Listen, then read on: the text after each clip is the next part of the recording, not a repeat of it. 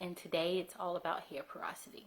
So a lot of people have probably heard of hair porosity before, but may not know theirs. So that's what we're going to be doing today and learning. And then after this video, I do want you to comment below and what your hair type is. That's going to give a lot of information on what kind of products you use, as well as the care that's given. And I would even say that this is the #1 thing when it comes to taking care of your hair properly.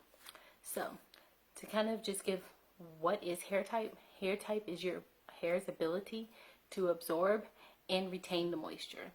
So meaning that how long it takes for your hair to bring in the moisture into the cuticle, as well as how long it takes for your hair to, or how long your hair can hold on to that moisture once it's in there. So there's a scale that we go by, and there's low porosity all the way up to high porosity. Just because you're low porosity still does not mean that you can do everything the exact same way as somebody else with low porosity. That's why we're breaking down the other parts of hair type as well, so that you are able to find the best care for your hair. So with low porosity, the typical signs is your hair takes a long time to dry. So if anybody has been able to go to sleep and the next day their hair is still wet, chances are you have hair low porosity. So low porosity is meaning that the cuticle is very closed and compact, so it's hard, so you don't have the lifted cuticles, you have it tight, and that's why it takes a while for your hair to absorb the moisture. This is where steaming comes in handy. I saw a post about that, so that's awesome that that was brought up. But steaming can help to open up the cuticle so that the moisture can get in the first place.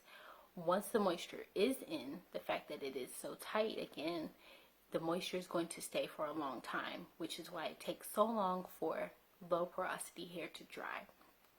So you also notice that when you first get your hair wet, you notice that your hair still kind of feels the same. That's because it's not absorbing the moisture. You can maybe see it beaded up on your hair. Once again, that's another sign. So on the other end, we go to high porosity. And high porosity means that your hair absorbs the moisture very quickly. So it can rush right in, and that's because the cuticles of the hair is lifted and open. On the back end, that also means that it leaves the hair quickly as well. So neither one is better or worse. They are just different. Another characteristic of high porosity hair, it typically feels very dry, and that's because the moisture is leaving so quickly. So heavier products are typically best. Next, we're going to go into the care for these and the test to do if you still aren't sure based off of the science.